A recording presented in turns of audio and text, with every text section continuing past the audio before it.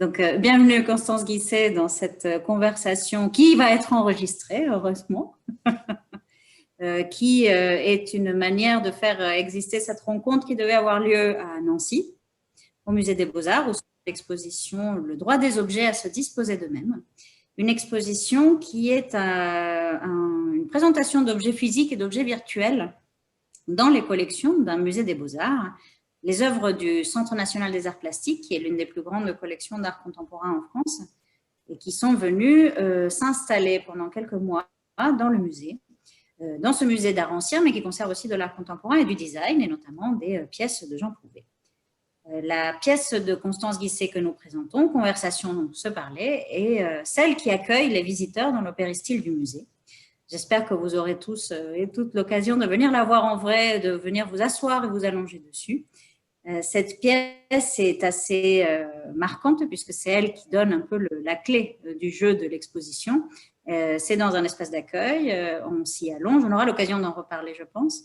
Elle est elle aussi très colorée dans un lieu qui est jaune et blanc et qui est flanqué de deux pièces en même temps très colorées elles-mêmes. Une toile de Frank Stella et plutôt une peinture de Frank Stella et une peinture de Jacques Wundermann. On a choisi cette assise avec son ciel précisément pour qu'elle soit l'entrée de l'exposition, pour qu'elle accueille et qu'elle soit une sorte de phare un peu dans l'exposition et dans le propos dans ce musée. Une invitation à s'asseoir, à s'allonger, à s'affaler et à y revenir. Donc, Constance Guisset, petite présentation de l'individu que vous voyez à l'écran et que vous connaissez sans doute puisque vous êtes l'une des grandes stars du design français international en ce moment. Ah si, pardon, mais si. Je pense. On connaît vos objets, on a l'expérience de vos objets dans de multiples situations, vos scénographies aussi. Vous avez un parcours pour le moins surprenant, sur lequel peut-être vous pourrez revenir, puisque vous êtes partie de l'économie et des sciences politiques avant d'arriver à la création industrielle. Vous avez fondé votre studio en 2009, où vous faites du design, de l'architecture d'intérieur, de la scénographie. Vous avez des collaborations régulières avec différentes maisons d'édition, comme Petite Friture ou Tectona. Et vous avez, un peu pour mot d'ordre, on pourrait dire, mais on aura l'occasion d'en discuter, autant l'ergonomie que la poésie. Vous avez également exploré le terrain de la scénographie, comme je le disais, la scénographie de spectacle, celle d'exposition, les vôtres ou celles des autres, comme au Quai Branly, par exemple, avec Persona. Et plusieurs expositions ont été consacrées à votre travail. Donc, la question rituelle est donc, dans toutes ces activités, dans tous ces aspects de votre activité, quel serait le fil rouge? Qu'y aurait-il de commun dans ce parcours, peut-être pas éclectique, n'est pas le mot, mais en tout cas dans ce parcours très varié et très foisonnant? Alors, je pense que d'abord, merci de m'accueillir. Je suis contente d'être avec vous ce soir. Et bon, je regrette qu'on ne se voit pas en vrai, mais bon, un jour, ce temps reviendra, je l'espère. Alors, le fil rouge, je pense que c'est, je dirais, la curiosité et le bricolage. Pourquoi je dis ça? C'est parce que, en fait, c'est vrai que j'ai fait d'autres études avant de devenir designer. J'ai commencé par faire une prépa, puis une école de commerce, puis par faire Sciences Po. Mais ce qui a marqué en fait tout mon parcours, toute ma vie, c'est vraiment le bricolage parce que j'avais un petit établi quand j'avais 11 ans, que j'ai continué à fabriquer des choses avec mes mains, que quand j'étais à l'ESSEC, je faisais les décors de soirée, j'étais la personne qui bricolait tous les trucs qui étaient possibles et imaginables. Je faisais beaucoup de sport aussi, voilà, je faisais du sport et des décors de soirée, c'est un peu ça. Et quand j'étais à Sciences Po, je faisais de la menuiserie un jour par semaine. Donc vraiment, j'étais très, très bricoleuse et j'ai toujours aimé les objets et essayer de comprendre en fait comment ils étaient fabriqués. Et donc, de fait, j'ai changé de voie au moment où j'ai commencé à travailler. J'ai senti que je ne pouvais pas en fait d'abord continuer mon activité de bricolage à ce moment-là, que j'avais pas le temps de faire de la création comme je l'aurais voulu et qu'il fallait mieux que je mette la création au centre de ma vie plutôt que d'avoir à la mettre vraiment très en périphérie. Les études me permettaient de ménager un peu mon emploi du temps alors que le travail ne me permettait plus. Et donc j'ai réfléchi à savoir si je voulais être designer ou artiste. Et j'ai choisi designer justement parce que j'aimais beaucoup fabriquer des choses avec mes mains et que j'aimais beaucoup me poser la question de comment étaient faites les choses, en fait. J'ai toujours eu un regard un peu mécanique, je dirais, sur les objets qui nous entourent.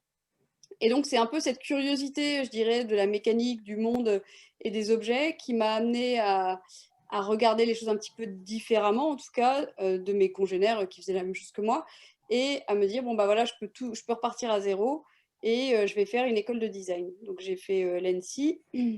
Et après, bah, j'ai commencé à être designer comme tout le monde, hein, comme tous les designers qui sortent de l'école. C'est-à-dire que bah, j'ai passé mon diplôme et puis après, je me suis dit, c'est quoi les concours en fait quand on sort d'une école de design. Et donc, j'ai fait les premiers concours que je rencontrais, c'est-à-dire le prix de la ville de Paris et puis la ville Noailles. Et de fil en aiguille, ça a commencé à fonctionner. Et après, je me suis laissée entraîner. C'est-à-dire que je rencontrais des personnes avec qui j'avais un intérêt commun. Par exemple, j'ai fait de la scénographie de spectacle parce qu'un jour, Angelin Prel-Jocage a lu un article sur moi et je sortais j'avais eu le prix de public à la Villa Noailles. Et donc, il y avait un article qui disait Constance Guisset, l'équilibriste. J'étais la débutante des 3 designers. Et donc, il cherchait quelqu'un parce qu'il travaillait sur le spectacle du Funambule sur le texte de Jean Genet. Et donc, il est allé voir mon site. Il a vu que j'avais fait un projet qui s'appelait Funambule et il m'a écrit un mail et il m'a dit est-ce qu'on peut se rencontrer. Et donc voilà, et donc j'ai rencontré Angelin Prel-Jocage et là j'ai tout appris. Alors je vous montrerai quelques images. J'ai tout appris avec lui là-dessus, mais en fait j'ai été embarquée dans quelque chose que je ne pressentais pas. En fait, disons que lui avait plutôt pressenti que je pouvais avoir un intérêt pour ce genre de choses et de fait ça s'est confirmé. Et donc c'est vrai qu'aujourd'hui ben, je fais beaucoup de choses très différentes. Je fais des objets, je fais des scénographies d'exposition, je fais de l'architecture d'intérieur, je fais des scénographies comment dire, de spectacles. Je fais parfois, je travaille sur des films avec des personnes.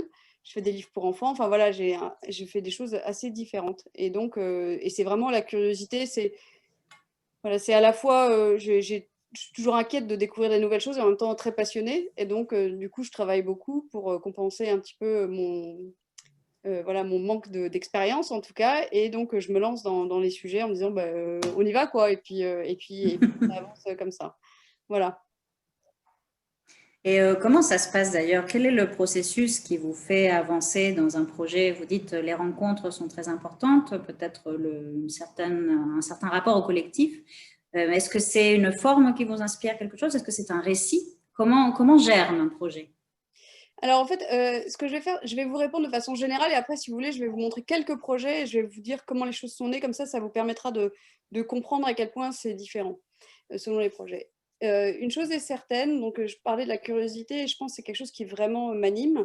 Il suffit en fait que j'aille voir une exposition ou que j'observe ou que je prenne le temps de m'arrêter sur une forme, une sensation, ou même parfois dans un film, parfois dans un livre en fait. Il y a beaucoup de choses qui peuvent me mouvoir en fait et du coup qui m'émeuvent et qui peuvent m'emmener à réfléchir les choses autrement et donc qui donnent naissance à des projets. Donc parfois c'est ce que je pense en amont qui me permet de faire un projet. Parfois je ne le pressens pas, mais je le fais et après je comprends ce qui m'a amené à ce projet. Donc on n'a pas toujours la perception réelle de ce qu'on va faire au moment de le faire. Donc avec le temps et l'expérience, je pourrais dire que de plus en plus, je sais un petit peu plus où je vais. Mais j'aime aussi me laisser beaucoup surprendre par le bricolage, la vie, les choses, voilà. Parce que si on croit tout maîtriser à l'avance, ben, en fait, on a perdu. En fait, il faut se laisser guider, il faut laisser aussi un peu le monde nous bouger. En fait, je compare souvent le design à un bateau qu'on prend et on avance, on traverse des océans. On traverse des océans souvent avec des gens, on n'est pas tout seul. C'est-à-dire que moi, j'ai une équipe et puis après, j'ai tous les gens avec qui je fais des projets. Faire un projet, c'est être avec un éditeur, c'est être avec la personne qui fabrique, la personne qui emballe, la personne qui fait les prix, etc. Et puis la conception, enfin tout ça, des commanditaires, enfin toutes ces personnes-là, on est ensemble sur le bateau et puis on avance. Et puis bah, il y a beaucoup de tempêtes parce qu'en général, ça marche jamais. Donc il n'y a jamais rien qui marche. Donc très souvent, moi j'ai l'impression que je gère beaucoup de difficultés, c'est-à-dire que je passe, je dirais peut-être dans un projet 10% du temps, même pas 5% du temps, à faire la création pure de départ. Et après, en fait, c'est une série de traversées où le projet part de chez moi, il arrive chez l'éditeur ou il arrive en tout cas chez quelqu'un, qui soit éditeur, qui soit musée, qui soit, enfin n'importe qui. Là, il y a un regard qui est porté. Ce regard, évidemment, revient vers moi. Il y a des discussions qui avancent. Et ensuite, il y a tout à coup, quand on est lancé dans une logique de fabrication, parce que ce n'est pas toujours le cas, la fabrication qui dit aussi des choses. La fabrication vous fait modifier. En général, rien n'est jamais possible comme on l'entendait. Et donc, on avance comme ça et on retravaille. Donc, la création, en vérité, se niche à chacune de ces étapes parce qu'il faut à la fois garder en tête le cap qui est loin. Et ça, ce cap, il est vraiment essentiel parce que sinon, en fait, quand on tire trop la barre, en fait, on va complètement ailleurs et c'est pas du tout ce qu'on voulait faire. Alors parfois, c'est justifié. Et en même temps, il faut savoir trouver les chemins jusqu'à ce cap. Et les chemins ne sont pas toujours ceux qu'on avait imaginés. Et donc, il faut être très agile et avoir une réflexion même assez technique, je dirais. Et c'est vrai que c'est ça qui me... C'est pour ça que je parlais du bricolage. C'est vraiment ça qui, je pense, me fait me mouvoir en fait dans les projets. C'est que j'ai plutôt une approche technique des choses et j'essaie toujours de trouver des solutions aux problématiques. Et donc, c'est ça qui me fait avancer et qui me permet d'aller vers le cap. Alors, je vais vous parler, par exemple, maintenant que je vous ai dit ça, je vais vous... Hop, je vais partager mon écran, si vous le permettez. Hop, Volontiers. mon écran, voilà. Et puis, je vais vous montrer quelques projets. Voilà, hop. Quelques projets et je vais vous les commenter. Comme ça vous permet. Alors, je vais commencer par celui-là parce que comme ça, on l'a fait. Et puis après, c'est tranquille, on est tranquille. On n'a plus besoin d'en parler. Hein, On se débarrasse de la star. On se débarrasse du truc parce que sinon, après, c'est compliqué. Voilà, machin. Donc, évidemment, je vais commencer par la lampe Vertigo. Alors là, ce qui est assez amusant, c'est que c'est un objet que je n'ai pas dessiné. Je pense que tous les dessins que j'ai faits de l'objet ont été faits a posteriori. Donc, je peux vous en faire un. Hein, ça, je sais dessiner l'objet, c'est pas un problème. En revanche, quand je l'ai conçu, je ne l'ai vraiment pas dessiné, je l'ai fabriqué. J'ai fait des maquettes, j'ai fait une approche par la main. C'est pour ça que je vous parlais du bricolage, c'est très important. En gros, j'étais à l'école, j'étais en première ou en deuxième année à l'école. Et j'avais un sujet sur la cabane à fabriquer soi-même. Et donc, j'avais fait une espèce de cabane avec des étagères Ikea. J'avais tressé des étagères Ikea entre elles en me disant que le prix de l'étagère Ikea était inférieur au prix du bois. Et il me manquait un toit. Et donc, je me suis dit que j'allais tresser un abat-jour et mettre une lumière dedans pour que ce soit un objet d'usage avec une structure extérieure. Et donc, j'ai démonté une tente Quechua et j'ai monté ça. Et en fait, j'ai fait plein de tests. Hein. Les premiers, c'était moche, les rubans étaient trop larges, c'était pas bien, etc. Et puis, à un moment donné, je me souviens, il était tard dans la nuit, il était peut-être 3 heures du matin. J'avais redécoupé les rubans parce que c'était des trucs que je découpais. En fait, je les avais affinés au fur et à mesure. Et je lève la Vertigo. Et tout à coup, je vois un truc qui vrille et que je n'avais pas du tout anticipé. Et donc, ce truc se lève et je me dis, ah, quand même, il y a un truc. Et après, c'est devenu un objet que j'ai mis beaucoup de temps à faire éditer parce que, évidemment, personne ne voulait l'éditer. Ce n'était pas assez commercial, semble-t-il. Et donc, je me suis vraiment battue parce que je me disais qu'il y avait vraiment quelque chose. Et du coup, en fait, ça finit par être édité. C'est Amélie du Passage de Petite Friture qui m'a proposé de l'éditer et j'ai dit on y va.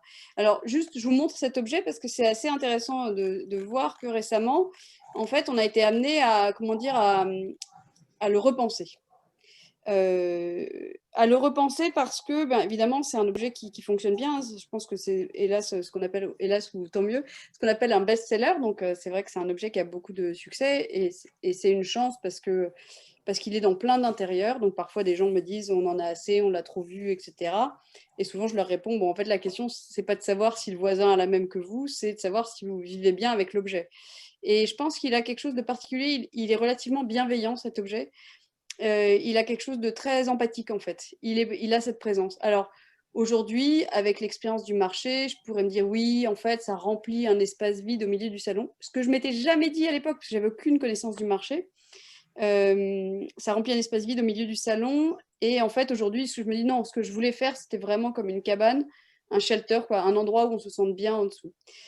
Donc pourquoi on s'est mis comme défi de la repenser récemment? C'est parce que c'est un objet qui a été pensé, du coup moi je l'ai dessiné en 2003-2004. Elle a été éditée je crois en 2009. Et en fait du coup ça fait une dizaine d'années. Et aujourd'hui en fait évidemment la lumière a beaucoup évolué. On utilise plus de LED, ce qui à l'époque n'était pas vraiment le cas.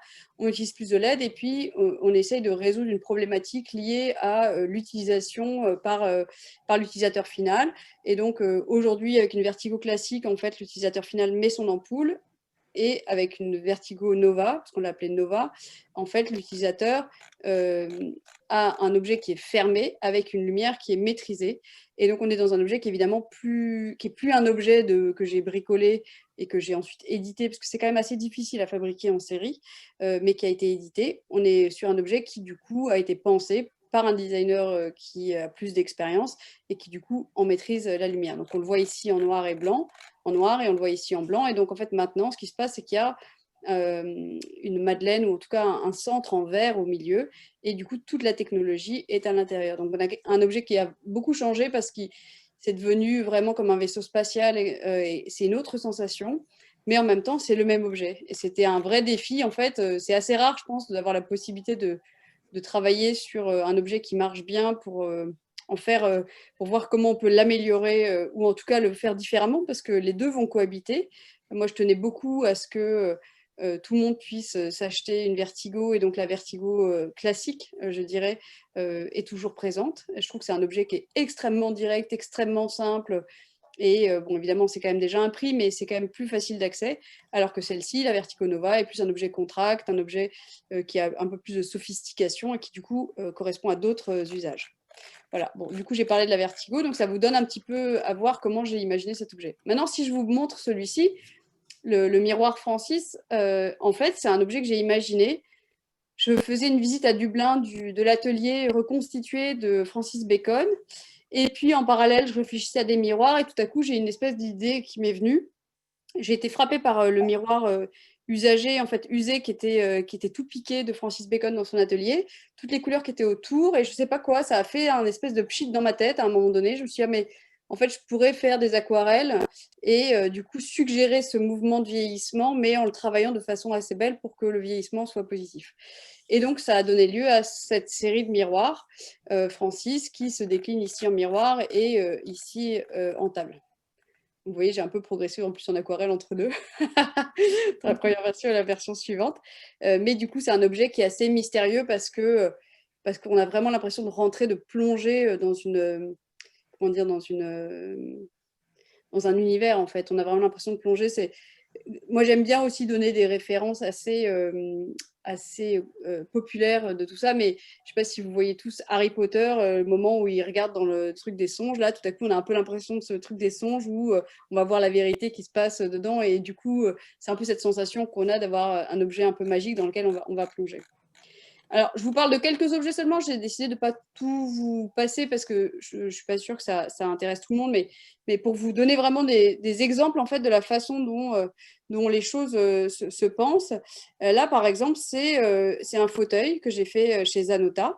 Et alors ça, vraiment, ça a commencé avec une toute petite maquette que j'ai faite, parce que je fais beaucoup de petites maquettes avant de communiquer à mes équipes. Et donc, une toute petite maquette que j'ai faite en pâte à modeler, et du coup avec des petits cure-dents. Et donc j'avais fait une petite maquette où en fait les pieds passaient à travers, les pieds en cure-dents passaient à travers l'assise en pâte à modeler. Et donc du coup j'avais défini un peu cette idée-là. Et après, bien sûr, une fois que vous avez fait ça, en fait, on croit qu'on a trouvé un truc, mais en fait, c'est le début d'une folie de travail, de travailler en 3D, là, en l'occurrence. Donc, moi, je montre un petit peu mes dessins, enfin, un petit peu, je montre mes dessins, mes maquettes, mes envies, mes intuitions à mon équipe qui, après, du coup, commence à le faire en 3D. Donc, je dessine, je fais le truc, on le fait en 3D. Et en fait, là, commence une série de modifications en se disant, bah voilà, ok, d'accord, il y a cette intention-là, mais en fait, après, du coup, avec l'angle, qu'est-ce que ça donne? Qu'est-ce que ça fait? La technique, le machin, comment on va le penser? Et après, moi, j'interviens à chaque étape auprès de mon équipe pour, quand on avance comme ça, pour trouver des solutions, pour prendre des décisions, etc., etc. Donc, c'est un processus qui est assez long, hein. Un objet, ça met entre 1 à 3 ans pour sortir, parfois même beaucoup plus. Là, par exemple, on va sortir des parfums. Et donc, j'ai fait le flacon des parfums. Et en fait, je pense qu'on a commencé il y a peut-être 3 ans et demi, 4 ans, et que ça va sortir dans 6 mois. Donc, on est sur des processus qui parfois sont extrêmement longs, où il faut être très patient parce qu'on a beaucoup, beaucoup de résolutions techniques à mettre en place. Et puis, il y a les résolutions techniques. Et puis, parfois, on arrive du coup à un objet qui est à peu près fini, mais qui n'est qu'un prototype. Après, il faut tout le passage à l'industrie pour savoir combien ça va coûter, ce que ça veut dire, etc. Il faut le montrer, il faut qu'il ait du succès parce que ça arrive aussi que des objets s'arrêtent alors qu'ils sont présentés à des salons. Ils sont présentés à un salon, puis en fait, ça ne marche pas, et du coup, terminé. Vous avez passé 3 ans dessus, mais en fait, ça a fait pchit, comme dirait l'autre, et du coup, ça n'existe plus. Et après, du coup, il faut toute l'existence, communication, promotion, même dans des lieux, etc., pour montrer comment il fonctionne. Et après, du coup, l'objet se lance. Et un objet, pour qu'il se lance vraiment, il faut un certain temps. Donc voilà. Alors, je peux vous montrer, par exemple, des maquettes aussi qu'on a fait. Donc là, je fais beaucoup de maquettes échelle 1. Donc ça, c'est évidemment, ça, c'est pas la petite maquette de départ, hein. Ça, c'est juste pour montrer, en fait, que mon sous-sol ici, il est rempli de maquettes de tous les modèles. Très souvent, on a une chaise avec des angles comme ça qu'on a bricolé et du coup qui nous permet de vérifier que l'angle est bien, la hauteur, etc. Et puis très souvent, du coup, on monte un volume comme ça. Alors ça, c'est du carton plume, mais en carton ondulé, beaucoup de volume pour vérifier que c'est bien la prise en main. Et pour vérifier aussi qu'on ne se trompe pas dans les échelles. Parce que parfois je dessine quelque chose que je vois très petit, on le fait sur la 3D, c'est encore petit, machin, je vérifie les codes, machin. Puis en fait, on fait la maquette, je fais non, mais c'est. Moi, je voulais un truc vraiment tout petit. En fait, là, j'ai un truc qui devient trop grand, puisqu'après, quelqu'un est passé à augmenter de 3 cotes. En fait, et du coup, en fait, ça me permet vraiment d'arriver jusqu'au bout à comprendre vraiment comment est l'objet, comment l'appréhender, etc., etc. Donc là, typiquement, cet objet-là, à partir du moment où vous mettez des pieds qui traversent, en fait, votre assise, elle est plus large que quelque chose où il y a l'assise à l'intérieur. Et donc, je voulais vérifier qu'on était sur la bonne échelle et qu'on était sur un objet qui est assez petit. Moi, j'aime bien parfois, alors c'est pas vrai parce que Vertigo, c'est un grand objet, donc j'aime bien les grands objets, mais j'aime bien dans les intérieurs pas avoir des objets qui sont trop grands parce que je trouve que c'est encombrant et du coup, c'est bon. C'est ma perception, mais aussi comme je suis quelqu'un d'assez petit, bon, la légende dit que je fais 2,50 m, mais j'ai peur d'être quelqu'un d'assez petit. Et donc, du coup, j'aime bien les objets qui ne sont pas non plus immenses. Et vous regarderez, parfois, il y a des designers qui sont super grands, super costauds. Ils font des objets qui sont juste à leur échelle. Et en fait, si vous analysez les objets des designers, parfois, à l'aune de l'échelle de leurs objets, bon, évidemment, les conversations sont encore autre chose. Mais là, parce que c'était fait pour un lieu, donc le lieu était grand, donc c'est pour ça. Mais du coup, vous comprenez aussi un petit peu comment les choses se passent. Alors, juste, je voulais vous montrer un tout petit peu aussi ces objets qui sont des broches, parce que là, on touche à un sujet qui me semble être assez important quand on fait des objets. C'est où est-ce qu'on les fabrique, comment on les fait et quel prix ils ont. Et ça a l'air idiot, mais quand on dessine des objets, on est confronté très vite à cette complexité qui est que si on veut que les objets soient abordables, il faut trouver des astuces en termes de matériaux, en termes d'assemblage. Et parfois, en fait, on prend juste le problème à l'envers. C'est pas que les objets ne sont pas abordables, c'est juste que les personnes ne sont pas prêtes à mettre cet argent parce que les personnes ne pensent pas les choses comme des investissements. Alors, c'est un peu étrange à expliquer, mais dans le passé, quand on achetait un canapé, on faisait un investissement qui durait 30 ans. Aujourd'hui, on a trop l'habitude de voir des canapés chez Ikea ou ailleurs qui sont très peu chers, donc que beaucoup de gens peuvent s'acheter, mais qui du coup appellent à être changés plus régulièrement. Et donc, c'est vraiment une approche qui est différente des objets. La vérité, c'est qu'un canapé fait en France ne peut pas coûter le prix d'un canapé chez Ikea. Donc ça, c'est pas possible. Et donc, en fait, soit en fait, on fait le choix d'avoir des canapés un peu jetables.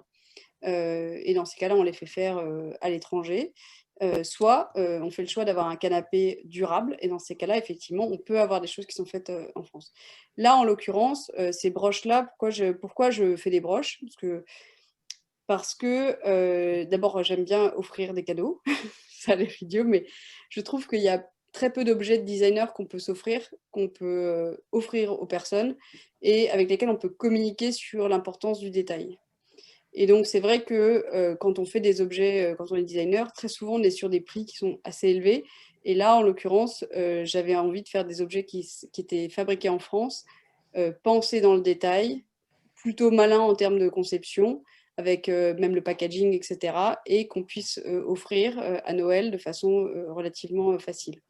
Donc, c'est pour ça que cette collection de broches est née, parce que du coup, pour moi, c'est aussi une façon démocratiser. Alors, c'est vrai que ce sont des broches, hein, donc ce sont des petits objets, mais de démocratiser quand même le travail du designer. Voilà. Alors, bon, je peux parler design un petit peu industriel. Donc, ça, c'est une clé USB que j'avais faite quasiment au tout début de mon travail. Alors, je vois 2014, mais je pense que j'ai commencé à la travailler beaucoup plus tôt. Et qui est un objet plutôt amusant ou qui ne se prend pas vraiment au sérieux. Et ça, c'est vrai que la légèreté, quelle qu'elle soit, est pour moi quelque chose de très important. Enfin, parce que je pense qu'on doit être assez léger avec ces objets. On ne sauve pas le monde et en même temps, on a un vrai impact et une vraie responsabilité. Mais la responsabilité ne demande, enfin, n'engage pas non plus une importance en fait. Et du coup, c'est vrai que quand j'avais fait cet objet, cette clé USB, alors c'était une demande aussi d'avoir une clé de l'éditeur, hein, d'avoir une clé qui reste sur la table, qu'on ne puisse pas perdre, parce que c'est un peu le défaut parfois des clés USB, donc d'avoir vraiment quelque chose qui reste et qui fasse le lien entre des personnes et qui du coup puisse faire vraiment ce lien. Et donc c'est pour ça que c'est une clé Culbuto. Alors ça c'est un objet qui n'existe pas, donc parfois, en conférence, on me demande de le montrer alors que bon, cet objet n'existe pas. C'était un de mes objets de diplôme. Et pourtant, je le regrette, mais c'est vraiment tous ces moments et il y en a énormément. Je pense que la moitié à peu près de mes objets ne sont pas édités. Des choses que j'ai pu dessiner ne sont pas éditées, même beaucoup plus que ça, je dirais. Il y a peut-être un objet sur 3 ou un projet sur 3 qui sort. Et donc ça, c'était mon projet de diplôme, donc avec une poubelle de tri, donc c'est assez ancien, je pense que c'est 2007, une poubelle de tri verticale. Voilà, mais on n'a jamais trouvé l'éditeur. Pourtant, j'ai essayé. Alors ça, je vais passer là-dessus, je vais attaquer direct sur la scénographie d'exposition. Je vais vous en montrer quelques-unes. Donc ça, c'est une scénographie qui était au Palais des Beaux-Arts de Lille en 2015, qui s'appelait Joie de vivre, où à la fois il y avait cette espèce de grand espace central où on projetait des vidéos et donc on mettait des poufs de couleurs dans l'espace central. Et en fait, l'idée, c'était de partir de thèmes avec des couleurs comme ça. Et donc, on avait des dégradés sur les murs dont les couleurs correspondaient un petit peu à chaque thématique. Donc, sous le soleil, ça va de soi, c'était évidemment très jaune. Et donc, on retrouvait ces poufs à l'intérieur de l'exposition. Et là, j'avais vraiment pensé l'espace comme une succession d'alcôves, en fait, dans lesquelles on déambulait et avec une identité visuelle très forte à chaque salle. Voilà, on aperçoit un petit peu. Alors, oui, j'avais fait poser le pompier. Voilà, dans la salle rouge. Donc, je vous parlais d'Angelin Près de Jocage et je vais vous montrer 3 scénographies pour vraiment que la façon de penser les choses soit un peu plus transparente. Donc, première scénographie que je fais pour Angelin Près de Jocage, c'est donc ce spectacle Funambule qui a eu lieu au Théâtre de la Ville, qui a eu lieu d'abord à Montpellier. Donc, Angelin vient me voir, me propose de travailler sur ce spectacle. Et donc là, c'était vraiment, je sortais du diplôme, j'étais tout à fait candide et tout à fait, enfin, dans mes débuts de travail, donc je ne savais pas encore vraiment travailler, donc j'ai fait tout ce que j'ai pu pour faire un spectacle qui marchait bien. À la fin, je lui ai demandé, mais pourquoi tu m'as fait confiance? Comment tu as pu me faire confiance alors que j'étais si débutante? Et il m'a dit, en fait, c'était vraiment une question d'énergie, parce que j'apportais énormément de choses. Toutes les semaines, je venais dans le sud, j'allais à Aix, parce qu'il est à Aix, et j'apportais des rouleaux de papier, et on testait des choses sur place, etc. Donc l'idée là, c'est vraiment, elle était très simple, j'ai travaillé sur le texte du Funambule. Jean Genet, il parle du funambule, il s'adresse à lui dans son texte et il lui dit tu es un artiste, hélas, tu ne peux plus te refuser le précipice monstrueux de tes yeux. Et c'est vraiment un texte sur la création. Donc, il parle à son amant qui est funambule et qui est sur le fil, et lui-même, il parle de sa création comme de quelque chose où il est sur le fil. Et donc, c'est en faisant référence à la page blanche et à l'idée de cette forme de fragilité qui est liée au papier que j'ai proposé vraiment de faire un décor tout en papier, et c'est ça qui a donné naissance à cette scénographie, dont on voit ici quelques éléments. Et donc, en fait, j'ai fait des espèces de grandes sculptures en papier qui apparaissaient, disparaissaient, parfois tombaient, parfois ça se déroulait, etc. Et donc, il a beaucoup dansé avec cette scénographie. Ça, c'était la première scénographie. Deuxième scénographie, où là, pour le coup, je l'ai plutôt perçue en 2 dimensions. Et je pense qu'à ce moment-là, en fait, c'était un beaucoup plus gros spectacle avec plus de danseurs, plus d'intervenants, quelqu'un qui faisait la musique. Le premier spectacle, j'étais vraiment, on était assez seuls avec Angelin et la personne qui faisait les lumières. Et du coup, il y avait une forme d'agilité autour de ce spectacle.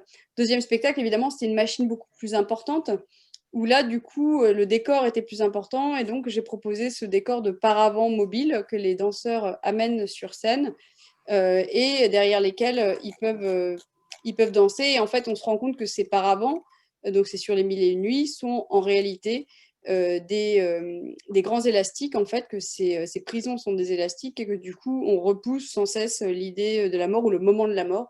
Et c'est ça que j'ai voulu transmettre. Mais on se rend bien compte que c'est quelque chose qui a été dessiné, alors que le premier spectacle a été bricolé, c'est-à-dire que j'ai vraiment apporté des rouleaux. J'ai fait des choses avec mes mains et je les ai suspendus.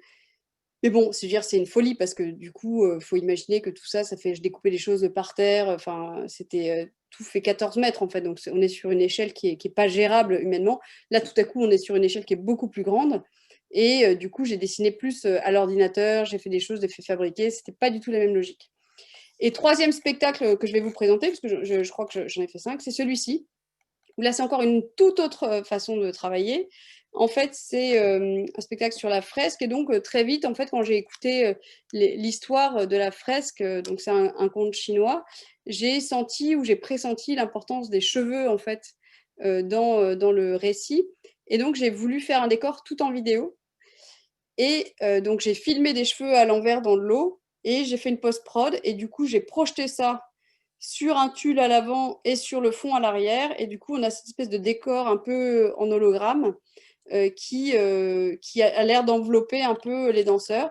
Et donc, il n'y a quasiment pas de décor du tout de tout le spectacle. Donc ça vous donne un peu une idée aussi de toutes les façons. Parfois, on s'accroche comme ça à une idée, on se dit tiens, les cheveux, et après on déroule, et du coup, c'est parti en vidéo. Alors j'avais fait plein de tests aussi en physique, mais finalement, ils ne sont pas sortis. Et du coup, en fait, j'ai pris la pelote et je l'ai déroulée. Pour les nuits, c'est pareil, j'ai pris la pelote et je l'ai déroulée, et pareil pour le funambule. Donc là, dans ces cas-là, oh pardon. Pardon, non, vas-y. Non, mais je me disais, dans ces cas-là, c'est parfois une suggestion de texture qui va donner lieu à l'idée.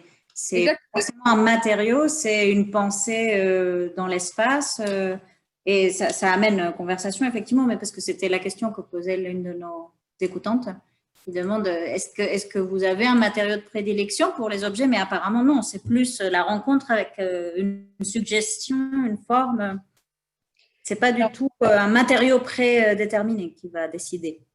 Non, j'ai pas du tout de matériaux privilégiés. Après, enfin, vraiment, au contraire, même je suis très curieuse, j'adorerais qu'il y ait des nouveaux matériaux, j'adorerais sculpter de l'air ou des choses immatérielles même, en fait, ça m'amuserait pas mal. Je trouve que ce serait vraiment génial de pouvoir le faire, mais Mais c'est déjà un peu ce que vous faites, puisque c'est beaucoup de vos objets délimitent un espace, un vide. Conversation en est un parfaitement, puisque ça ressemble à des radeaux presque, des bateaux qui voguent, et c'est l'espace autour ou dedans ou dans la colonne de tissu est aussi est aussi important que l'espace que l'objet délimite.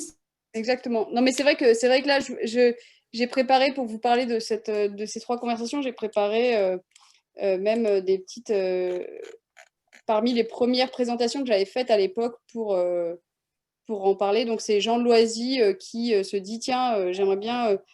il me dit, voilà, je voudrais que tu fasses trois conversations, trois endroits, un endroit pour se parler, un endroit pour s'embrasser, un endroit pour regarder des vidéos.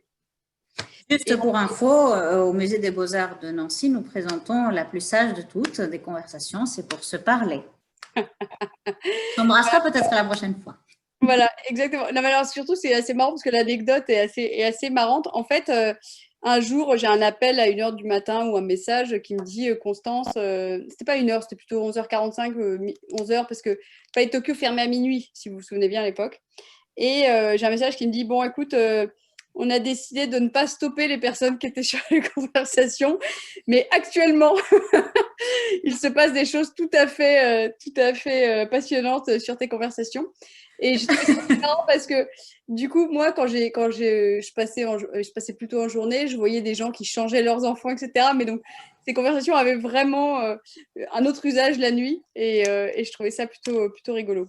Mais c'était peut-être sur te parler, l'histoire ne le dit pas. Je ne sais pas sur quelle conversation c'était. On sait comment ça commence, on ne sait jamais comment ça finit. Bon, Ça bref. commence par de la parole. Et en fait, du coup, c'est marrant de parler de bateau parce que, alors je ne sais pas si vous le savez ou pas, mais j'ai pensé vraiment ces conversations comme des bateaux qui passaient le canal de Suez. En fait, j'ai pensé les colonnes. Elles étaient censées être au sous-sol, en fait. Donc ça, c'est ma présentation de 2013. Hein. Donc depuis, j'ai fait des progrès hein, en infographie. Mais du coup, voilà, on voit vraiment 3 bateaux comme ça qui passent le canal de Suez. Et c'est vraiment comme ça que je les ai imaginés. Et donc, je présente ce premier projet. Alors ça, là, je suis déjà à la 2e présentation parce que j'avais présenté un premier projet et Jean m'avait dit, mais en fait, Constance, moi, je veux de la couleur, quoi. Et donc, du coup, alors que moi, j'avais pensé le truc en noir et blanc, je me suis dit, on est sérieux, on est au Palais de Tokyo. Bon, c'est pas le moment de sortir des trucs complètement dingos, quoi, parce que j'ai pas beaucoup de tabous sur la couleur. Et il m'a dit, non, mais t'as pas bien compris, en fait, cet espace, il faut absolument de la couleur, donc c'est génial, mais en revanche, couleur, quoi. Et donc, du coup, j'avais pensé ce truc comme étant évidemment des objets qui se promènent, et je trouve qu'on a beaucoup parfois ce espèce de vertige que j'appelle un vertige horizontal. On est dans des espaces qui sont immenses, qui sont très hauts, et on est perdu dans l'espace. Et moi, très souvent, je pense au corps qui se promène dans les espaces. Et donc, quand je fais un aménagement intérieur, je suis dans la 3D et je passe mon temps à me demander où est-ce que j'ai envie d'être, qu'est-ce que je vois, qu'est-ce que je ressens, pourquoi là je me sens pas bien, qu'est-ce qui fait que je me sens pas bien, est-ce que j'ai pas envie d'avoir un petit toit au-dessus de moi, est-ce que j'ai pas envie d'avoir quelque chose qui m'accueille, est-ce que j'ai pas envie de m'accrocher à un poteau pour me sentir arrimée, parce que parfois quand on est dans les espaces, on se sent perdu. Il y a quelque chose de cet ordre-là que je ne sais pas bien exprimer, mais qui est qu'on se sent facilement perdu dans un espace et on ne se sent pas forcément bien. Et donc, c'était comme des espèces de radeaux sur lesquels les gens pouvaient Se réfugier. se réfugier, exactement. Et donc après, je me suis dit, oh, c'est marrant. Ce qui serait marrant, c'est que ça se relève comme des gros gâteaux, comme ça, qu'on puisse avoir du coup deux perceptions de l'espace et que les objets se transforment. Et c'est un peu ce qui s'est passé par la suite. Donc voilà, on voit un peu la présentation, c'est assez marrant de la voir. Et des couleurs, du coup. Ben, en fait, les couleurs, très simplement, ma définition des couleurs, c'est de me dire, bon, de toutes les façons, on est dans l'espace public. Alors moi, je suis quelqu'un d'hyper pragmatique, donc je sais que de toutes les façons, tout va être dégueulasse, malmené, etc. Et donc, j'ai décidé, quand vous regarderez les couleurs finales, toutes les parties basses sont grises parce que tout le monde met ses doigts dessus. Toutes les parties hautes qui sont hors d'atteinte, elles, pour le coup, sont colorées. Et donc, c'est comme ça qu'en fait, j'ai fait ces espèces de dégradés de couleurs. Donc là c'était le tout début, mais vraiment, on est comme ça. Si vous regardez l'objet final, voilà. Donc ça, j'avais fait plein de tests couleurs, voilà. Et donc, si vous regardez l'objet final, alors là, du coup, hop, je vais changer de presse. C'était l'objet final, il est là. Et donc, quand vous regardez, ben, à chaque fois en bas, on a une partie grise. Ici ou ici, c'est gris en bas. Et donc, ce qui permet en fait d'être un peu moins sale. Pourquoi ils sont aussi hauts, ces objets? C'est parce qu'évidemment, je les ai pensés in situ, en fait. J'aurais jamais fait un objet de 6 mètres si j'avais été dans un tout petit espace. Mais là, je me suis dit, bon, si on veut exister dans cet espace qu'est le Palais de Tokyo, quand vous voyez un petit peu ce qu'il y a autour, la dureté du bâtiment, le caractère minéral de l'affaire, bah, vous vous rendez compte que vous êtes obligé en fait de passer par quelque chose de très, voilà, de très à la fois joyeux et très présent en hauteur. Alors ça, c'est des photos que j'ai prises, mais il se passe des choses comme ça en fait dans ces conversations. Alors je sais pas comment c'est chez vous, mais vraiment pas les. C'est comme ça. C'est comme ça aussi. Bon bah voilà. Et en fait, je me suis. Mais c'est amusant parce que Palais de Tokyo, comme c'était dans l'entrée, et puis vous en aviez montré une aussi dans l'expo, dans Actio, dans le musée des Arts. Exactement, ouais. Comme dans le Palais de Tokyo, c'était à l'entrée, donc effectivement, c'est un lieu de changement de lange, de sieste de groupes d'enfants et de différents épuisements de visiteurs qui arrivent et qui s'étalent. Au musée des Arts Déco, c'était un peu au cœur de l'exposition, donc il y avait un moment de pause. Chez nous, c'est l'entrée et la sortie. Et j'ai remarqué qu'en fait, les gens ne s'installent pas en arrivant, ils s'installent en partant. En partant, ouais. Ils le remarquent en arrivant, ils se posent des questions, c'est quoi ce truc? Et c'est quand ils quittent le musée, en fait, la conversation est installée à côté de la porte du jardin et dans la porte vers les collections design. Et j'ai réalisé qu'effectivement, c'est en repartant que tout le monde se pose là, comme si c'était un lieu, une cabane pour digérer l'info, quoi. C'est marrant. Un bateau qui amène à l'intérieur, alors que nous l'avions imaginé comme ça. Oui, puis moi, c'est vrai que j'avais mis 2 dans Axio et j'en avais mis une en accueil, pour accueillir, ça portait ce nom, accueillir d'ailleurs. Et c'est vrai que j'avais un peu pensé comme ça, mais après, c'est amusant de voir toujours comment les gens se comportent. C'est pas toujours ce qu'on On a. nous confirme dans les questions-réponses. Je me suis installée en partant, c'est vrai. Ouais, non, mais c'est vrai que c'est un endroit. En fait, ce que j'aime bien dans cet objet, c'est que c'est vraiment un objet d'usage et qui est pas impressionnant, en fait. Moi, j'aime bien. Alors, c'est vrai que je crois que j'ai compris avec le temps que j'étais plutôt designer grand public, que j'aimais m'adresser. Enfin, j'ai toujours su que j'aimais m'adresser plutôt au grand public, mais je me rends compte qu'en plus, c'est plutôt ma nature. C'est-à-dire que j'ai pas l'impression que mes objets soient trop impressionnants. J'ai l'impression qu'ils sont plutôt accessibles. Et c'est vrai que là, typiquement, ce truc-là, bon, bah, il est en sky gris. Alors, les seuls moments où il a été percé, c'est parce que des filles sont montées dessus avec leurs talons aiguilles. Mais sinon, c'est sur un truc où on sent que n'importe qui peut s'asseoir. Il est accueillant et c'est important qu'il puisse avoir cet usage. Moi, quand je l'ai récupéré après l'expo aux arts décoratifs, s'est posé la question du stockage et j'ai voulu le donner au CNAP, mais je leur ai dit, moi, pour moi, c'est pas un objet à présenter en vitrine, quoi. C'est un objet d'usage. Et je préfère qu'il meure de sa belle mort parce qu'il aura trop servi que qu'il reste et qu'on le préserve comme des fous toute la vie en conservation parce que gna gna gna et que machin. Je veux dire, pour moi, c'est un objet, bon, bah, le jour où il est flingué et puis c'est tout, quoi.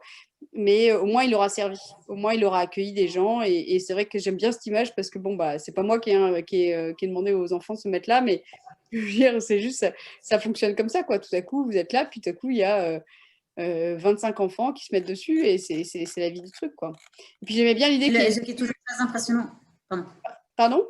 que ce qui m'amuse aussi beaucoup, c'est qu'on pourrait s'imaginer que ça devient aussi un lieu duquel on se suspend, parce que comme d'habitude, ça tangue, ça s'agite un peu, ça flotte. Et en fait, c'était l'inquiétude de l'équipe en régie ici. Les gens non seulement vont toucher, mais ils vont essayer de jouer avec. Non. Et même avec le levier qui permet de lever le ciel ou de le redescendre, la curiosité intervient, mais les gens sont vite happés par l'espace intérieur. Et ils ne touchent pas au ciel, ce ciel de lit, ce ciel de constellation, je ne sais pas trop comment l'appeler, ce soleil peut-être aussi. Ouais, ouais, il y a un truc en tout cas de contemplation vers le haut, et puis c'est un espace vraiment fermé, c'est une petite cabane, quoi. Et en fait, je sais pas, enfin, les gens sont à la fois parfois beaucoup plus respectueux qu'on imagine et parfois beaucoup plus vandales. En fait, ça dépend des moments, ça dépend des objets. Il y a des objets qui vous inspirent ça ou ça, et puis là, comme c'est un objet qui est quand même super facile et plutôt bienveillant aussi, je pense qu'il y a une forme de bienveillance de la part des personnes quand ils s'installent, quoi. Donc voilà. Voilà, je crois que ça c'est effectivement la vie de cet objet. Donc c'était tout ce que je voulais vous montrer. Après, si vous voulez, je peux vous montrer rapidement. Euh, je crois que je voulais, voilà, ça c'est par exemple des aménagements d'intérieur. Comme ça, je termine et puis après vous pouvez me poser des questions. Ça c'est pour Van Cleef en fait, c'est un aménagement de bureau où il y a à la fois des salles de réunion et puis des zones de coworking. Et puis donc là, on a une œuvre au fond, on a un aménagement. Alors ça, c'est un aménagement évidemment pour la photographie, mais qui est très ouvert, très modulable en bas. Et toujours pour Van Cleef, j'ai travaillé sur cet espace intermédiaire de bibliothèque avec trois artistes, Laurent de Robert, Marc Couturier et Jean-Marc Ferrari pour mettre un contenu, travailler vraiment les œuvres. Donc là, j'ai fait des œuvres à quatre mains avec Marc Couturier vous montrer parfois jusqu'où va le travail. En fait, c'est à la fois la conception de l'espace et en même temps le contenu en fait qu'il y a dans l'espace. Et puis là, du coup, rapidement, comme ça, livre pour enfants, je vous en présente juste un. Donc, j'en ai fait trois pour l'instant. Ça, c'est l'algué imaginaire. Et donc, l'algué imaginaire, c'est en fait, un jour, on m'a présenté un alguier dans une collection et je me suis dit, ah, c'est trop beau parce que un alguier, c'est pas quand vous avez un herbier, en fait, les herbes, elles restent un petit peu en surface du papier. Et quand vous avez un alguier avec une réaction chimique, l'algue, elle rentre un petit peu plus dans le papier, on dirait des dessins au feutre. Et je me suis dit que c'était sublime et que j'avais envie d'en faire un projet. Du coup, j'ai commencé à dessiner dessus et donc j'ai fait des petits dessins comme ça. Là, vous voyez juste deux petits traits pour donner un sens en fait à ces algues. Et donc là, dans tout le livre, en fait, il y a deux petits traits, trois petits traits, et en fait, à chaque fois, on imagine quelque chose de différent quand on se promène dans l'alguer. Voilà, voilà, voilà. Donc, alors attendez, du coup, j'arrête hop. Attendez, évidemment, comment... Je sais plus comment arrêter. Oui, forcément, parce que peut-être que les questions vont appeler des objets. Hop, on va voir. Si ça se trouve, le partage d'écran va redevenir super utile. Peut-être, je le ferai à ce moment-là encore. Mais c'est pour vous. Alors, si, pour les conversations, ce que je peux vous montrer aussi, ce qui est marrant, c'est j'ai retrouvé ces petites maquettes. Voilà. Ah, c'est un bateau, définitivement. C'est donc un bateau, effectivement. Donc, il y avait des versions, vraiment pleines, vous voyez, ou des petites maquettes comme ça. Hop, hop, hop. Bon, c'est des vieilles maquettes, hein. Je veux dire, c'est vraiment un vieux projet. Donc, on voit un peu comme ça. Et puis, après, ça a donné lieu à des vraies maquettes donc en papier, puis après en tissu, avec les systèmes qu'on a essayé de faire fonctionner. Donc, avec un système qui remonte aussi comme ça. Hop, voilà. Voilà, je l'ai abîmé, mais du coup, vous pouvez remonter aussi les côtés comme ça nous permettait de voir vraiment le mouvement, quoi, entre les deux. Donc, on a tout en échelle. Alors, j'ai pas fait des maquettes échelle 1 de ça, parce que vous ne pouvez me faire rentrer chez moi. Mais en revanche, il y avait beaucoup de maquettes à petite échelle de cet objet, quoi, avant d'être réalisé. Et donc, profitons-en puisqu'on vous tient pour inviter les différents participants à poser des questions. Hop, des questions très pragmatiques qui apparaissent déjà. Quelle est la meilleure manière de contacter un éditeur? Alors, c'est pas facile et c'est pas parce qu'on a beaucoup d'expérience qu'on sait forcément mieux le faire, parce que j'ai déjà assisté à des scènes sur les stands des éditeurs. Il y a beaucoup de designers qui passent les voir et qui demandent des choses. Et c'est vrai que les éditeurs sont quand même vachement sollicités. Et j'avoue que même pour moi aujourd'hui, il y a plein d'éditeurs en fait que je contacte pas parce que c'est quand même un truc de désir en fait. Il vaut mieux être vu et approché et rencontrer les gens comme ça humainement plutôt que de lancer des demandes en direct qui sont souvent perdues dans le flot des demandes. Maintenant, il y a quand même des éditeurs qui regardent tous les projets qui leur sont envoyés et qui les considèrent. Il y a plein d'éditeurs en fait qui faut les contacter avec un projet et faut essayer d'avoir un retour coûte que coûte. Enfin, coûte que coûte, je sais même pas s'il faut dire ça, mais voilà, faut rentrer dans ces logiques-là. Mais c'est vrai que c'est pas non plus extrêmement simple et c'est plus facile de commencer par un petit projet, puis un autre projet, etc. Et enfin un autre projet.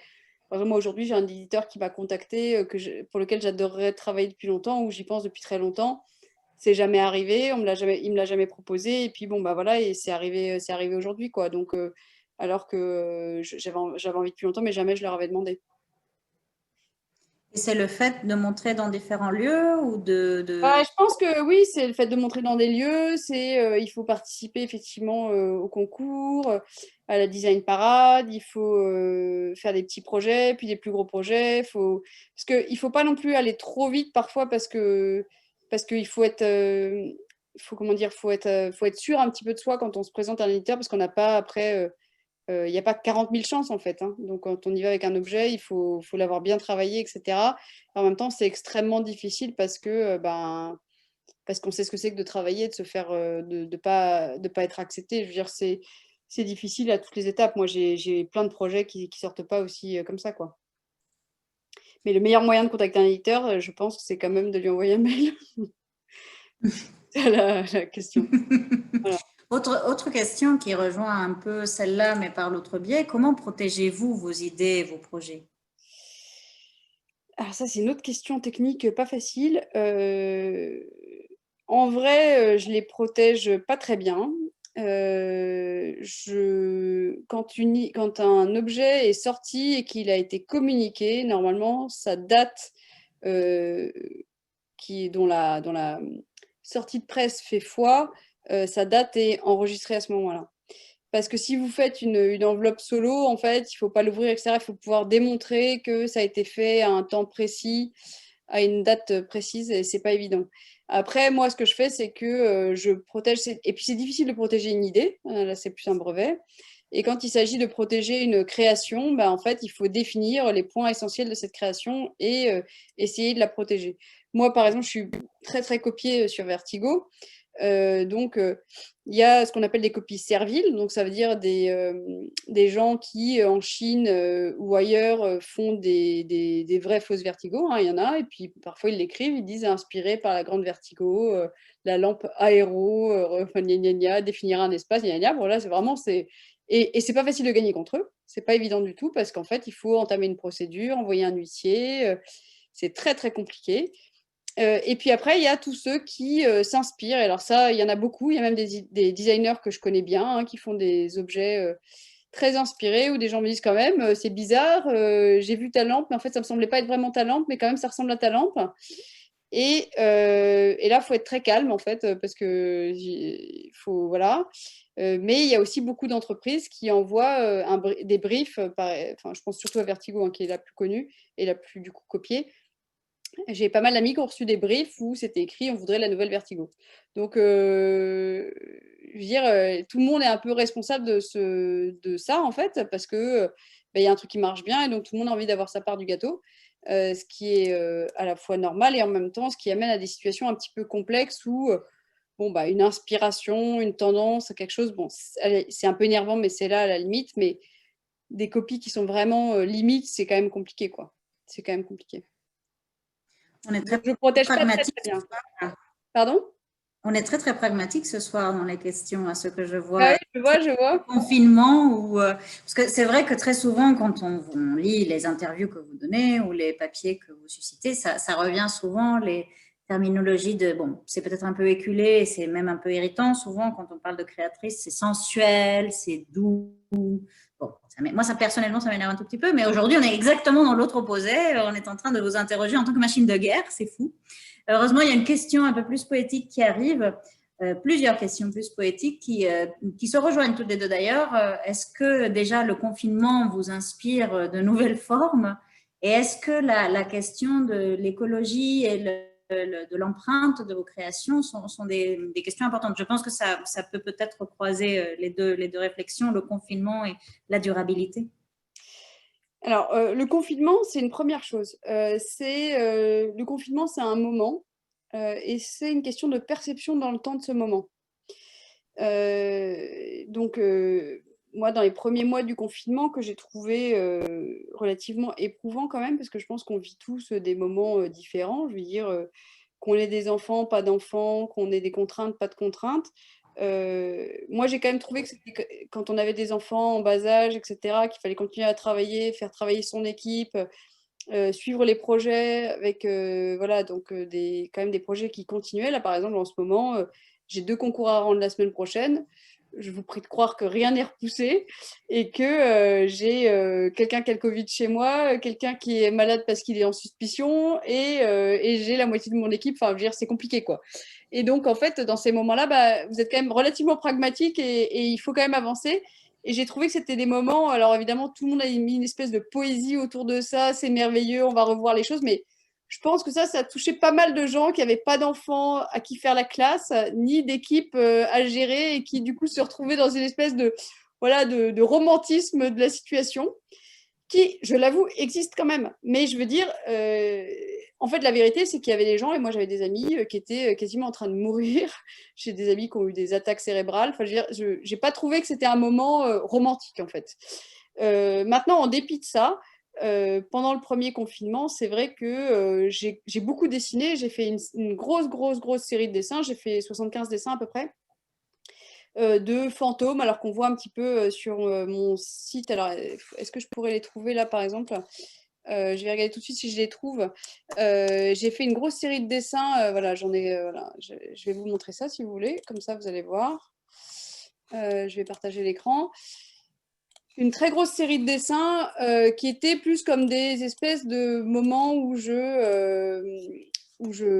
sortais vraiment cette tension très forte qu'il y avait. Alors, hop. Alors, évidemment. Excusez-moi, hein, c'est le moment où il n'aime pas du tout. Voilà.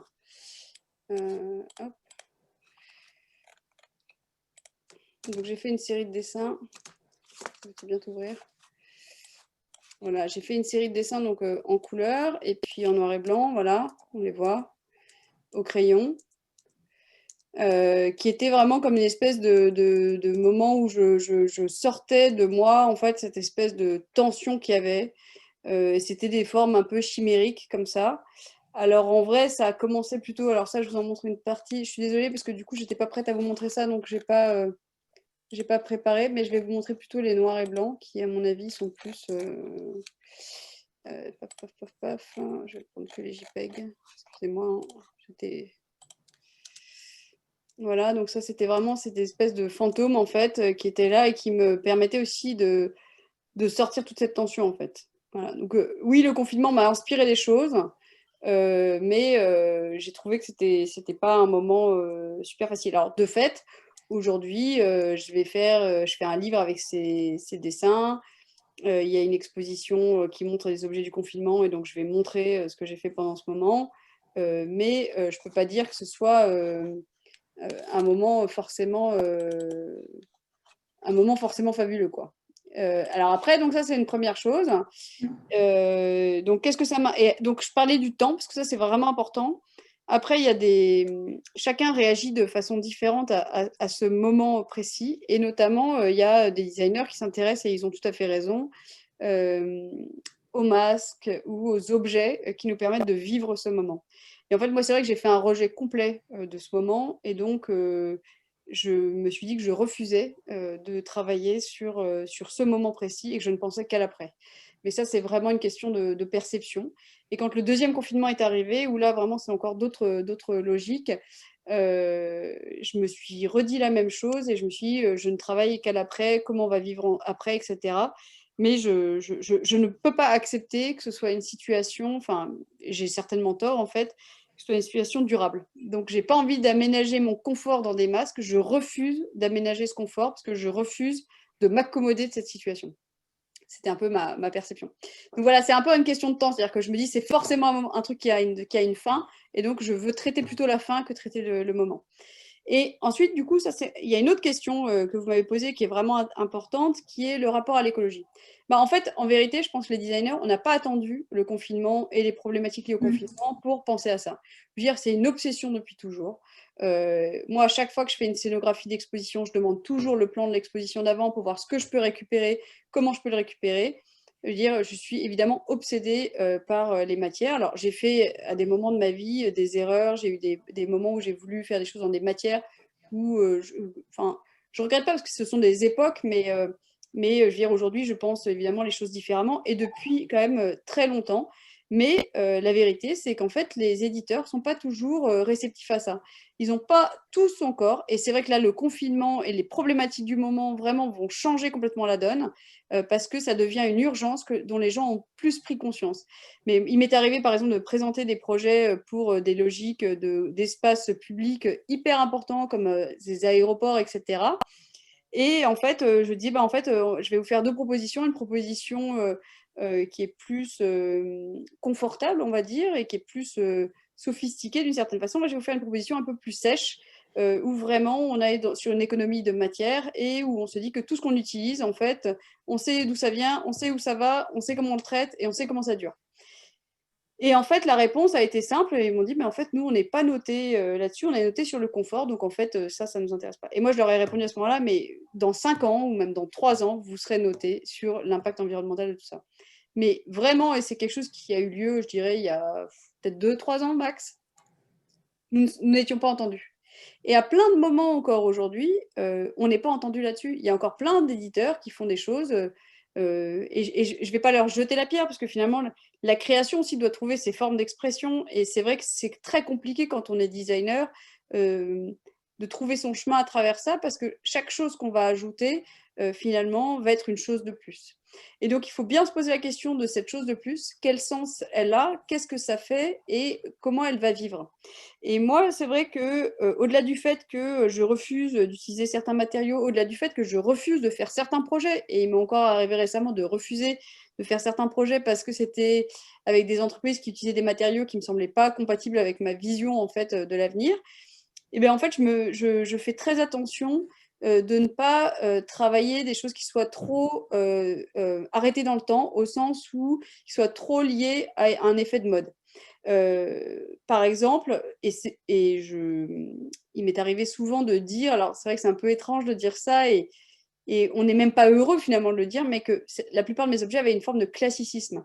Et je pense que c'est assez vrai, en fait. Par exemple, une lampe comme Vertigo, c'est à la fois une lampe qui est très grande, qui est en même temps légère, qui utilise peu de matière, et qui a une forme de classicisme par sa forme. Et en fait, la durabilité, c'est la durabilité des matériaux, mais c'est aussi la durabilité des formes.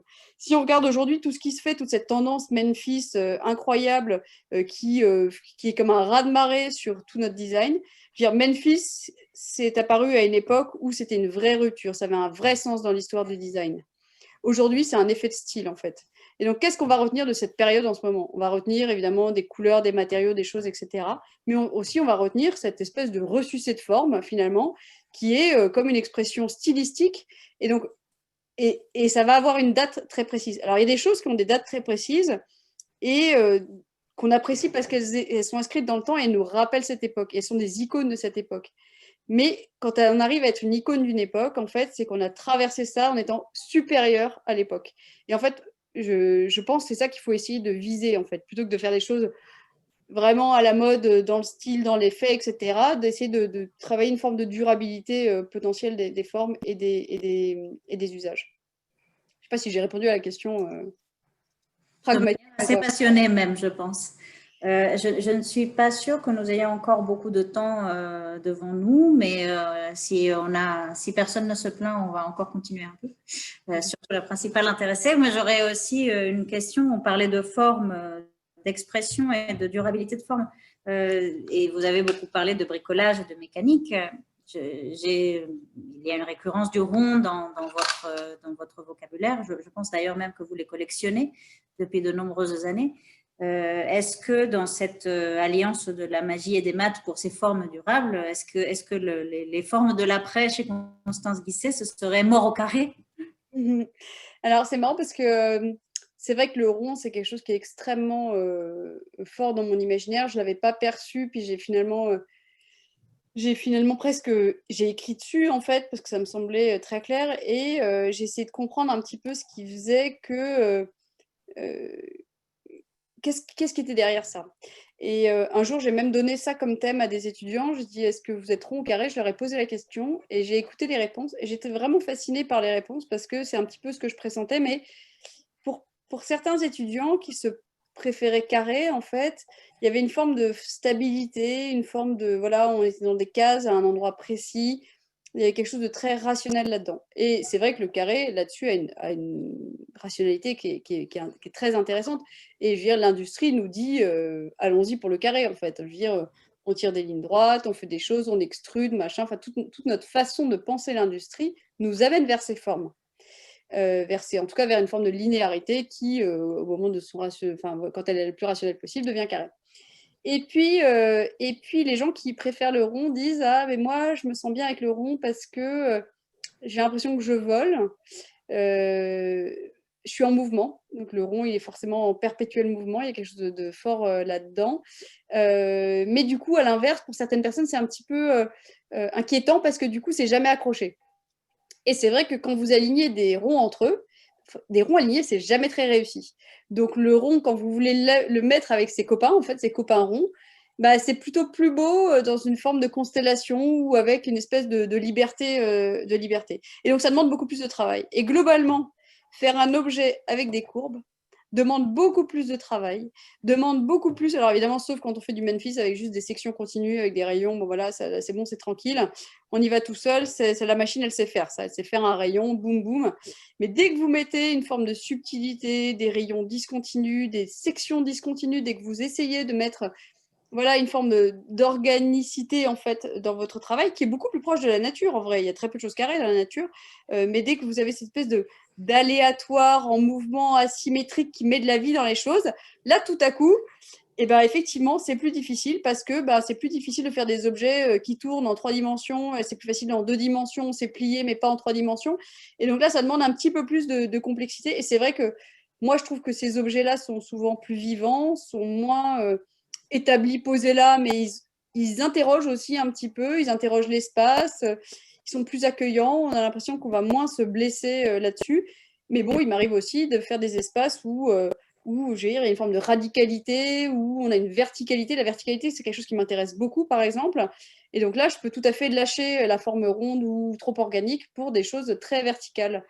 Mais c'est vrai que j'ai un certain goût pour ça parce que je trouve qu'il y a une forme de douceur. Et la douceur, alors, vous parliez de ça tout à l'heure, c'est vrai que il y a une question de genre en fait derrière tout ça et très souvent les gens me disent ah c'est bien, c'est féminin ce que vous faites, etc. Je veux dire, franchement, c'est pour ça que j'ai fait cette exposition au MUDAC il y a quelques années où j'ai fait le même espace d'un côté où tous les objets étaient en noir et blanc, de l'autre côté ils étaient tous en couleur. La perception du genre est souvent liée à la couleur bien sûr et c'est souvent un a priori. J'aime bien dire que si j'étais un homme, les gens diraient pas la même chose de mes objets. Il dirait peut-être que c'est sensible ou qu'il y a une forme de délicatesse ou d'humilité. Mais il dirait pas c'est féminin, c'est doux, enfin et encore la douceur Sensuel. sensuelle. Bon, la vérité, c'est que la sensualité, c'est ni masculin ni féminin, c'est juste qu'on a envie de toucher. Et moi, je me sens beaucoup plus proche de designers masculins italiens des années 60 que de designers parfois féminins des années 2000. Donc en fait, je veux dire, quoi qu'il arrive, je ne pense pas que ce soit des valeurs ni féminines ni masculines. Ce sont des valeurs, je pense, humaines ou de perception. C'est le rapport à l'autre, en fait. C'est effectivement l'ergonomie. Moi, je m'intéresse au corps, à la façon dont il arrive dans un siège. Je m'intéresse au corps, à la façon dont il arrive dans un espace. Et du coup, je définis l'espace en fonction de ça. Je ne définis pas juste un tableau avec quelque chose qui est intouchable. Pour moi, le toucher, c'est essentiel dans un objet. Et donc, c'est vrai que du coup, j'amène une forme de sensualité aux formes parce que j'ai envie de les toucher, en fait. Et donc, avoir envie, donner envie de toucher, c'est être sensuel. Je pense que c'est pas très compliqué, c'est assez logique. Et bah, ça amène à une espèce de fantasme sur l'idée de la féminité, le machin. Mais en fait, je pense que c'est encore autre chose. C'est plus un rapport au monde que ça. Et c'est vrai que ce qui me semble poser surtout problème, en fait, dans cette logique de genre, c'est plus l'échelle de valeur qui va avec. C'est-à-dire que tout à coup, faire des choses délicates, douces, etc., c'est pas sérieux. Alors que faire des choses statutaires, avec un vrai esprit, machin truc, là, tout à coup, c'est sérieux. Et en fait, c'est plus ce qu'on va mettre sur l'idée d'un design genré qui pose problème que la réalité. Bon, évidemment qu'il y a des choses qui sortent plus de l'esprit, d'un esprit qui a été aussi entretenu, parce qu'il ne faut pas se leurrer aussi, on est entretenu dans des logiques pendant notre éducation. Bien sûr, il y a des choses qui peuvent se retrouver davantage, mais quand même, je pense que ce n'est pas ça qui prime, c'est vraiment la vision fondamentale qui est la plus importante. Je ne sais pas si j'ai Et d'un répondu. point de vue, merci en tout cas de nous avoir montré vos dessins, vos derniers dessins, parce que je trouvais dans la couleur, je voyais une chose, mais dans les noirs et blancs, ce que je voyais, c'était des silex. Ah Et des oui, surfaces de sculption et des objets ultra primaires. Aujourd'hui, en archéo, on discute du fait que, et pourquoi pas les grandes tailleuses de silex, pourquoi ça aurait été des messieurs qui ont inventé le exactement. biface acheléen. Et en regardant ces dessins que vous nous avez montrés, merci encore, moi, ça m'a frappé. Je me suis dit, effectivement, vous parliez de créer des formes qui surmontent leur temps et qui se placent au-dessus de l'ère de leur temps. Le retour du silex, en quelque sorte, et puis comme un geste aussi de revendication du fait que, comme vous disiez, rond ou carré, les deux ont quelque chose à nous dire et à nous apporter, et puis surtout à mettre en question, puisque votre pratique, et on parlait de couleurs, et on pourrait peut-être finir par là. Bon, vous nous dites quand vous en avez marre, parce que là, on nous suit, personne ne râle, donc mis à part vous, on va peut-être se donner une ou deux questions de plus, on arrête après. Mais cette question de la couleur, à un moment, vous avez dit que vous n'avez pas froid aux yeux dans les associations de couleurs, quand Jean Deloisy vous a dit, mais moi, je veux de la couleur, mais bien sûr. Quel est votre rapport, quel est le rôle de la couleur là-dedans? Parce que il y a des moments, effectivement, on peut se dire qu'il y a un côté avenant et c'est revenez-y, sentez-vous bien, mais il y a d'autres fois où c'est un peu choquant. On s'y fait parce que la forme l'englobe, mais il y a des associations de couleurs chez vous qui sont mon Dieu, elle a osé. Comment ça se passe? Alors, bon, en fait, c'est vrai que je ne l'avais pas perçu avant. Puis un jour, il y a des gens qui me disent oh, on voudrait des couleurs Constance Guisset. Je me suis dit mais qu'est-ce que c'est que des couleurs Constance Guisset? Non, je pense que j'ai compris. En fait, j'ai essayé de réfléchir à ma perception de la couleur. Donc, je vais vous donner 2-3 clés d'entrée. Je pense qu'il y a une première chose qui est que effectivement, j'ai pas de tabou en fait. Je veux dire, j'ai toujours aimé les couleurs vives. Je suis capable de porter, bah, vous voyez, un pull jaune, avec, un truc jaune avec un truc rose, d'être dans des couleurs super flash. Alors, à une époque, on me disait, ah, ça y est, c'est à la mode, enfin, ton écharpe fluo. Bon, pour moi, le fluo, c'est juste la lumière, en fait. C'est pour ça que je porte ça. C'est même pas une question de couleur. Il y a un moment, c'est même plus une question de couleur, c'est une question de lumière, de qu'est-ce que je dégage comme sensation. Et c'est vrai que j'ai pas tellement de tabou. Simplement, c'est les associations qui m'intéressent. Et très souvent, quand je fais un nouveau projet, je me dis qu'est-ce qui irait bien avec cette couleur, avec ce projet, qu'est-ce qui pourrait correspondre, mais jamais, jamais je pense la couleur en amont. La couleur n'arrive qu'à la fin. La couleur ne m'intéresse que comme un habit, en fait, que comme un apport de lumière sur un objet. Et je conçois toujours les objets en noir et blanc. En noir et blanc ou en matière, enfin, je veux dire, on s'est compris. Et c'est vrai que très souvent, je commence par une couleur et je tire le fil et je construis autour de cette couleur. Et c'est pour ça qu'il ne faut pas voir les couleurs comme des couleurs individuelles. Il y a peut-être que le jaune éventuellement qui soit une couleur à part entière pour moi.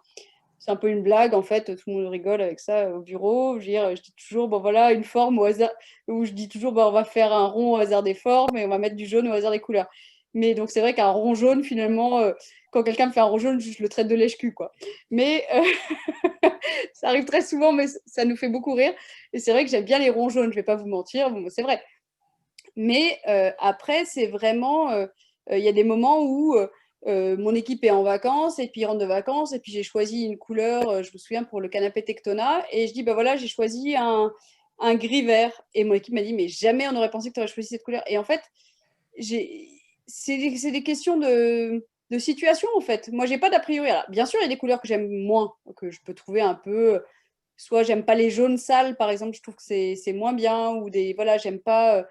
Il y a des choses que j'aime pas dans les couleurs, mais sinon, j'aime toutes les couleurs. J'ai pas de tabou sur la couleur, j'aime toutes les couleurs, ça dépend de leur teinte. Et parfois, les teintes, bah, il y a des moments où j'ai plus envie, je reprends le jaune, parce que le jaune, c'est quand même quelque chose qui a plein de variantes, mais il n'y a pas beaucoup de jaunes qui soient vraiment beaux. J'aime beaucoup les jaunes très francs, très clairs, très lumineux. J'aime pas trop les jaunes sales. J'aime beaucoup les jaunes avec une pointe d'orangé dedans parce que je les trouve très chaleureux. Je suis pas une fanatique du moutarde, mais je pourrais mettre du moutarde en association avec d'autres choses. Enfin, je veux dire, en tout cas, d'ailleurs, j'en ai mis récemment dans un projet parce que ça allait avec l'ensemble et en fait, ça faisait sens. Mais pour moi, il n'y a pas de. Je me dis pas, c'est forcément ça, ça, ça, ça. C'est tiens, on pourrait tirer le fil de ça et du coup, qu'est-ce que ça veut dire en ensemble? Et autant je peux mettre des couleurs qui sont très tranchées sur moi, autant dans mes projets, j'essaie toujours quand même d'amener une forme de douceur, de visuel, une espèce d'évolution où tout à coup, l'œil n'est pas heurté, mais se promène d'une forme et d'une couleur à l'autre. Et du coup, il y a une forme de délicatesse qui émane de tout ça, quoi. Mais bon, je peux pas vous dire, en fait, parfois je fais des trucs et enfin, je vois pas le problème, en fait. Je sais pas comment vous dire, c'est comme un enfant qui voit pas le problème. Je pense qu'il y a beaucoup d'inconscience de pas mal de choses, donc je vois pas le problème de mettre ces couleurs avec ces couleurs. Et puis quoi, depuis quand il y aurait une règle internationale qui dirait qu'il faut pas mettre telle couleur avec telle couleur? Enfin, je veux dire, oui, les choses, on voit bien que c'est pas top, mais dans ces cas-là, on s'améliore. Mais il y a plein de choses qui vont bien ensemble et puis c'est tout, quoi. Pour le coup, il y a un tabou de la couleur, du moins en Occident. C'est vrai qu'il y a un tabou, ouais. Mais moi, je n'obéis pas à ça. En fait, je ne sais pas pourquoi, je ne peux pas vous dire pourquoi. Quand j'étais élève à l'ESSEC, j'avais des lunettes rouges, j'avais un pull vert, des chaussures jaunes, et j'étais comme ça tous les jours. Voilà. Je ne sais pas vous dire, c'est comme ça, je veux dire, ça me perturbe pas. Et en fait, j'avais une voiture à pois rose et vert, et en fait, un jour, j'ai revu quelqu'un de l'ESSEC qui m'a dit que tu étais excentrique. Je fais, mais j'ai jamais été excentrique. Et il m'a dit, si, tu étais excentrique. Mais en fait, l'excentricité, c'est un truc relatif, en fait. Je veux dire, il y a des gens que je peux trouver excentriques, mais en fait, en vrai, bon, bah, tout est relatif, quoi. Ils sont très carrés. Voilà. Ils sont très carrés. Non, mais je me sens pas du tout excentrique, en fait. Je me sens parfois, vraiment, très souvent, très conventionnelle. Non, mais c'est vrai, c'est vrai. Par exemple, j'ai pas les cheveux bleus. Voilà, le jour où j'ai les cheveux bleus, là, je me dis, waouh, quand même, j'assure, quoi.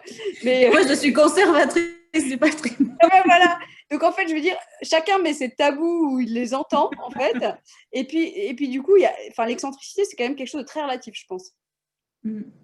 Mais peut-être pour finir cette question, l'ode au soleil, puisque le rond jaune, hein, on a beaucoup de chance en ces débuts d'enfermement, puisqu'il fait assez beau, je pense, un peu partout en France. Et le soleil est bien là pour nous accompagner. Donc, ces ronds jaunes et ces formes qui valsent et qui dansent. Est-ce qu'il y aurait encore des questions, chers auditeurs et auditrices? D'ailleurs, à propos de soleil, je pense qu'il y a vraiment une période où il faut cultiver son soleil intérieur, c'est maintenant. Ouais, ça. On va se mettre à regarder des cercles et des grandes formes lumineuses comme ça. Est-ce que, donc non, ça ne réagit plus sur les questions et réponses. La dernière, du coup, j'en profite, on parle de bouger, de nourrir son soleil intérieur. Je refaisais un tour sur votre site tout à l'heure et vous parliez de vertigo qui s'est mis à tanguer quand vous l'avez fabriqué, bricolé la toute première fois. Et je suis tombée sur la vidéo de Happy Shake, le joyeuse année de 2015, où tous vos objets se mettent un peu à booty shake, à s'agiter avec beaucoup de frénésie.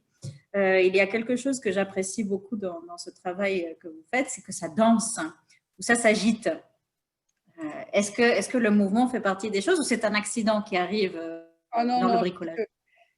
Je l'ai pas théorisé avant de le faire, mais c'est évident que je pense qu'il y a un autre point commun à tous mes objets, c'est le mouvement, qu'il soit réel ou visuel, et l'asymétrie induit un mouvement visuel en fait. Et vraiment, je pense que c'est extrêmement clair que le mouvement est quelque chose de très… Mon premier objet quand j'étais à l'école, parce qu'évidemment j'avais fait des objets avant quand j'étais plus jeune, mon premier objet à l'école c'était un cadre qui roulait en fait. Et je l'avais appelé Roulietta parce que ça roule. Et je me souviens encore de mon prof qui avait rigolé. Je me suis dit, mais pourquoi il rigole? Et en même temps, ça m'avait beaucoup plu qu'il rigole. Et je me suis dit, en fait, c'est ça qui me plaît, quoi. C'est qu'à la fois, c'est là, il y a une forme de fascination cinétique, parce que j'aime beaucoup les objets cinétiques, j'aime beaucoup les toupies, etc. Et en même temps, il y a de l'humour, il y a de la légèreté. Et c'est pour ça que mes objets, quand je les fais faire le booty shake, ça me fait marrer, parce que franchement, c'est un vieux délire qui nous a pris des plombs, mais c'était… Franchement, il faut avoir ce temps et cette liberté pour le faire, mais c'est ça qui est marrant, quoi. Je veux dire, qu'est-ce qu'on s'en fout? Les objets, c'est pas sérieux. C'est à la fois, je vous dis, on est responsable de ce qu'on fait, on a une grande responsabilité en tant que designer, et on a envie de changer le monde, et en même temps, bah, il faut se résoudre à l'idée qu'on n'est pas en train de sauver des vies, on est juste en train d'essayer de faire des objets, et donc il faut garder un peu de légèreté, quoi. Et c'est vrai que quand j'avais fait le booty shake, ça m'avait fait tellement rire. Voilà, ça fait longtemps que j'ai pas fait Moi de aussi. première année. Moi aussi, ça m'a fait beaucoup rire. Voilà. Surtout cette chanson Con los terroristas. Voilà, exactement. Donc, c'est peut-être le mot de la fin. C'est un terrorisme de la joie que vous nous proposez ou quoi? Ouais, non, mais c'est vrai que bon, bah, il faut ça, quoi. Je pense qu'il faut à la fois être assez sérieux et en même temps avoir une forme de soleil intérieur, on va dire. En tout cas, merci infiniment pour cet échange, pour toutes ces images, ces nouvelles pièces, ces nouveaux objets qui me laissent toute pensive. Moi, j'espère que toutes celles et ceux qui nous écoutent auront aussi pris autant de plaisir que moi à discuter avec vous et j'espère que nous aurons l'occasion de nous rencontrer en Avec grand plaisir. Puisque je ne me résigne pas non plus à ce monde de maintenant. Ah bah non, c'est pas un monde qu'on a envie de vivre. Et le monde que nous voulons, c'est celui dans lequel tout le monde vient faire la sieste dans Conversation, puisque c'est un lieu, ça fait partie de mon projet pour le musée, faire la sieste. Donc j'espère qu'on aura l'occasion de se voir pour de bon et continuer d'échanger. En tout cas, merci beaucoup, Constance. Et à la prochaine, j'espère. Merci, ça marche. Merci. Bonne soirée. Au revoir, bonne soirée. Au revoir.